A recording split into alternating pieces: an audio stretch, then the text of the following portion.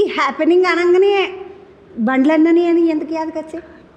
అది మా పిల్లగాడు చెప్పిండు, ఆయన అయితే బాగుంటుంది అని. జంజీ కుర్రాళ్ళు వాడు చెప్పిండు అంటే నాకు కూడా ఆలోచించా.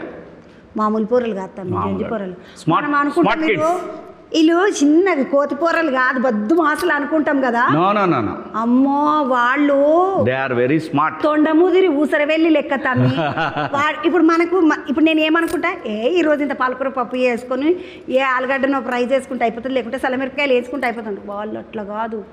ఈరోజు ఆలుగడ్డ వీలుగడ్డ కాదు తమ్మి, వాళ్ళు తర్వాత 20 ఏళ్ళకి మనం ఏం చేయాలనేది కూడా ఆలోచించి పెట్టుకుంటున్నారు.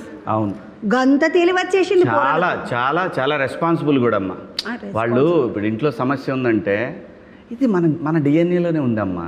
బాధ్యత తీసుకోవటం అనేది మన ఇండియన్ డిఎన్ఏలోనే ఉంది. అంతే. ఇక ఇవన్నీ వాళ్ళంటే వెస్ట్రన్ కంట్రీస్ వాళ్ళు ఏదో జంజీ అని అదని ఇదని ఏదో చెప్తుంటారు, కానీ కాదు. మన పిల్లలు పెంపకం మన మన మన మన డిఎన్ఏ అమ్మా. అది మన ఇండియన్ డిఎన్ఏనే అది. ఫ్యామిలీ కష్టాల్లో ఉంటే వెనకాల నిలబడతారు, బాధ్యత తీసుకుంటారు. అమ్మకేం చేయాలి, అక్కకేం చేయాలి, నాన్నకేం చేయాలి, ఇవన్నీ వచ్చేస్తాయి అమ్మ ఆటోమేటిక్గా.